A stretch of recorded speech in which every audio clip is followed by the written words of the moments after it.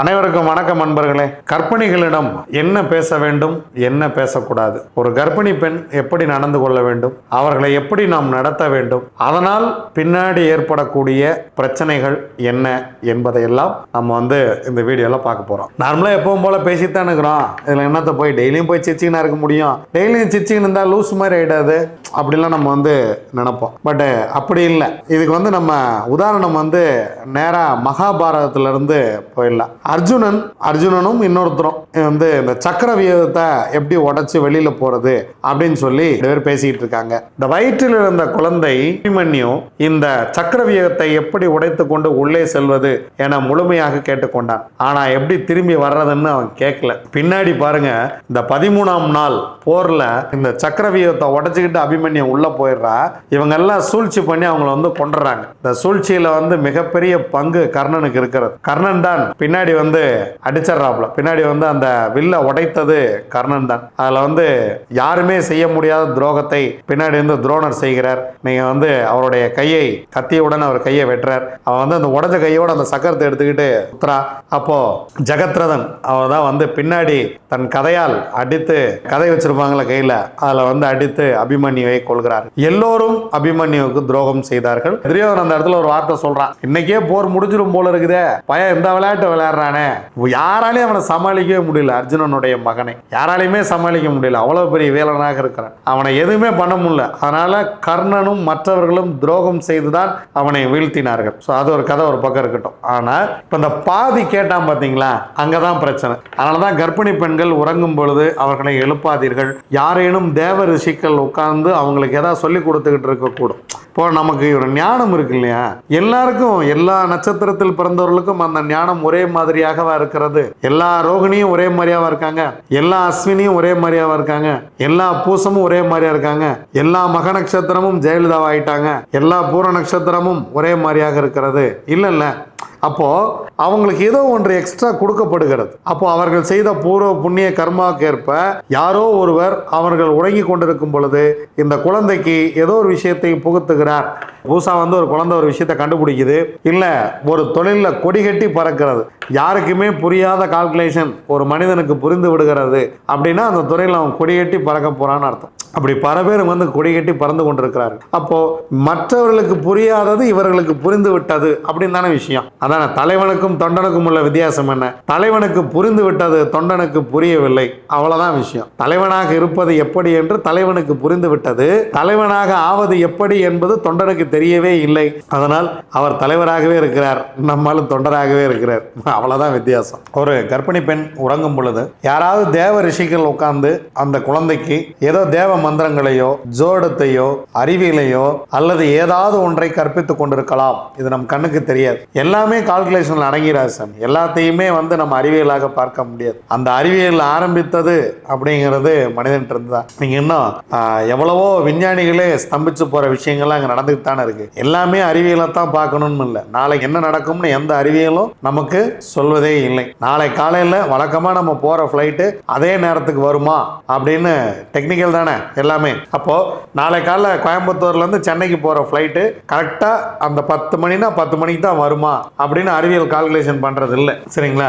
அது ஏன் தாமதமா வருது? அதான் விஷயம். ஏற எல்லாருமே இறங்கிடுறாங்க, இறங்கின எல்லாருமே ஏறிடுறாங்க. அப்போ அதனாலதான் கண்ணதாசன் சொன்னார், நமக்கு மேலே ஒருவனடா அவன் நாளும் தெரிந்த தலைவனடா, தினம் நாடகம் ஆடும் கலைஞனடா, போனால் போகட்டும் போடா அப்படின்னு கண்ணதாசன் சொன்னார்.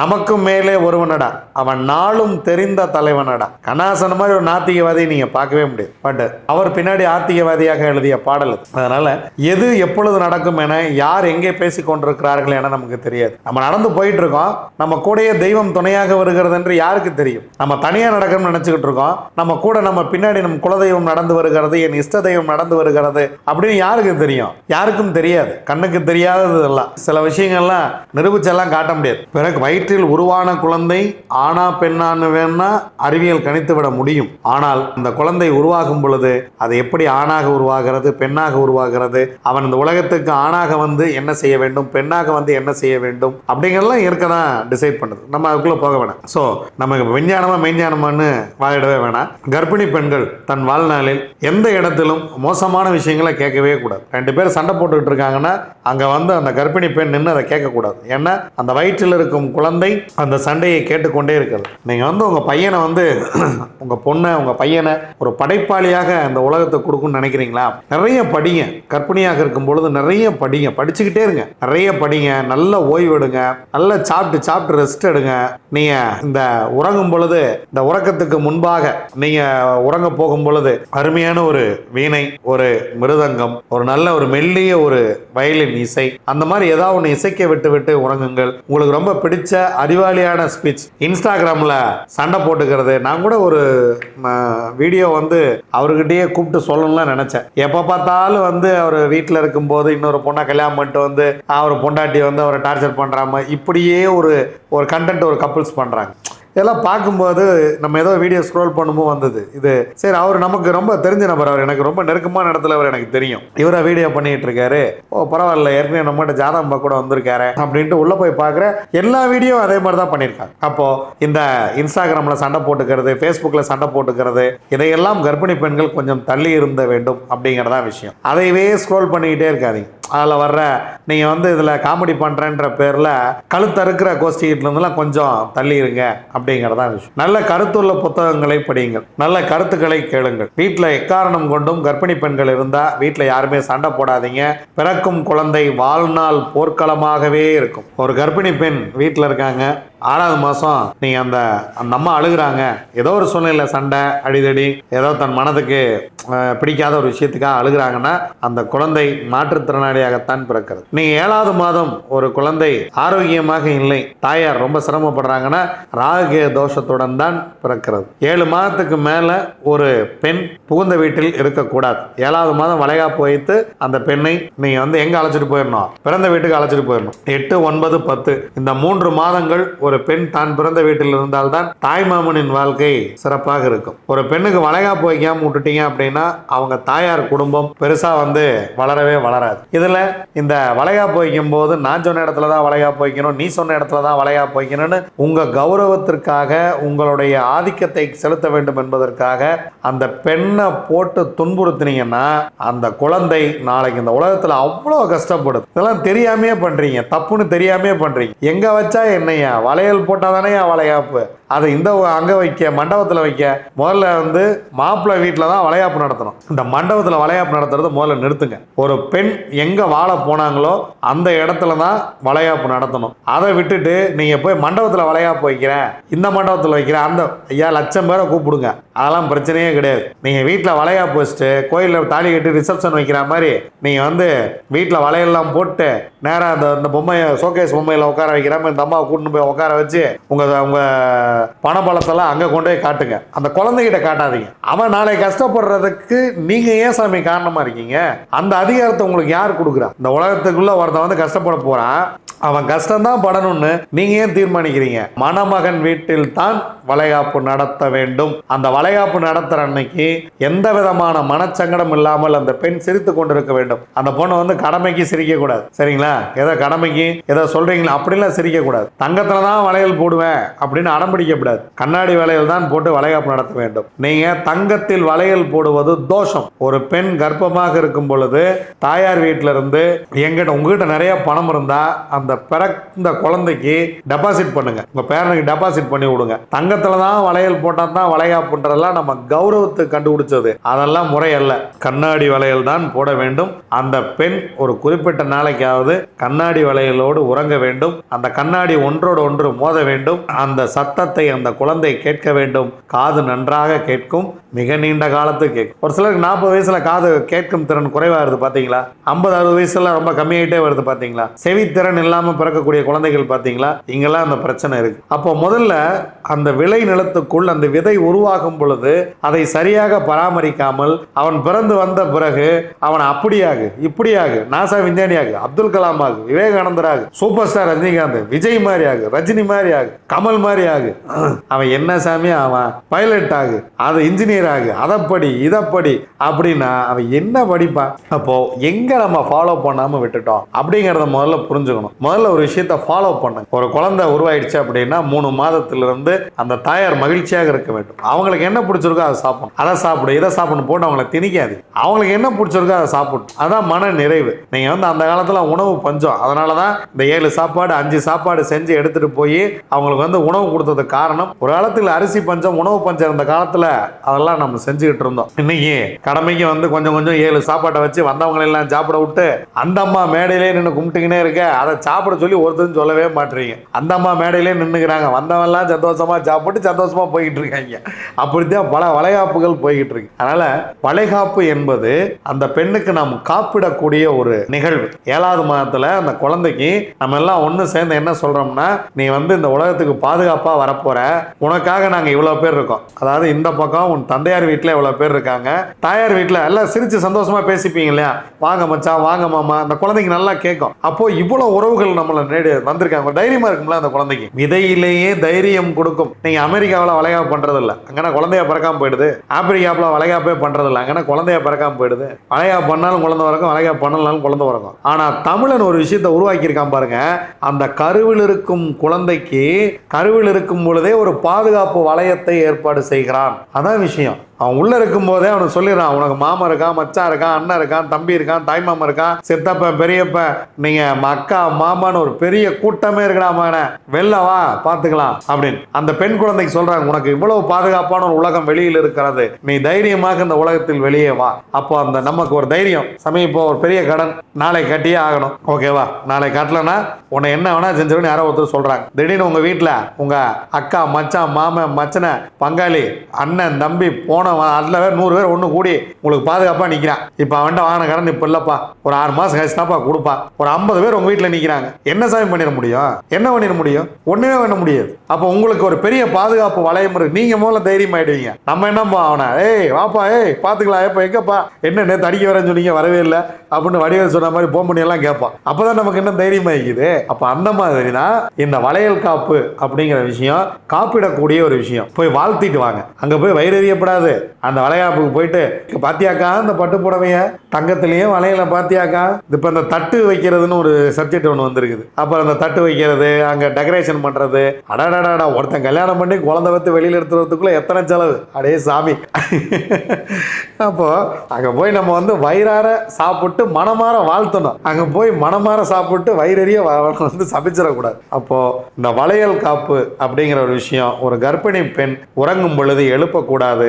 அவர்கள் உறங்கும் பொழுது நல்ல விஷயங்களையே பேச வேண்டும். இப்போ அவங்க தூங்கிட்டு இருக்காங்கன்னு வச்சுங்களேன், சும்மா அவங்க பக்கத்துல போய் நீங்க பேசவே வேணாம், அமைதியா உட்காந்து அந்த குழந்தையோடைய பாட்டி தாத்தா மாமாலாம் இருப்பீங்க இல்லையா, மனமாற நினைங்க, நீ என் வீட்டுக்கு வரப்போற, நம்ம இப்படியெல்லாம் இந்த வீட்டில் சந்தோஷமா இருக்க போறோம், நீ இதெல்லாம் படிக்க போற, உனக்கு இதெல்லாம் கலைகள் இருக்கு, நீ சந்தோஷமா வாழ போற அப்படின்னு நினைச்சுக்கிட்டே இருங்களேன். அந்த குழந்தைங்க சந்தோஷமா வாழும். நீங்க கர்ப்பிணி பெண்ணு கூட பார்க்காம உங்க வீட்டுல இருந்து என்ன எடுத்துட்டு வந்தாங்க, அதை செய்யல இதை செய்யல, அந்த ஹாஸ்பிட்டல தான் பார்க்கணும், தங்கத்துல தான் வளையல் போடணும், பொண்ணோட அம்மா நான் சொல்ற வளைய மண்டபத்துல தான் வளைகாப்பு வைக்கணும், அங்கதான் நடக்கணும். 70% குடும்பத்தில் குழந்தைகள் சிரமப்படுவதற்கு வளைகாப்பு நிகழ்ச்சி ஒரு முக்கியமான காரணம். 5 மாசத்துல வளைகாப்பு வைக்கிறது, ஆடி மாசம் வந்துருச்சுங்க, 5ஆம் மாசம் வளைகாப்பு வச்சு ஒன்னா கூட்டினே போயிருவாங்க. இட்டுன்னு போய் இட்டுன்னு வந்துட்டோம்னு வைங்க, அதுனா இட்டுன்னு போய் இட்டுன்னு வரக்கு குட்ஸ் வண்டியா, அப்படியெல்லாம் இல்லை.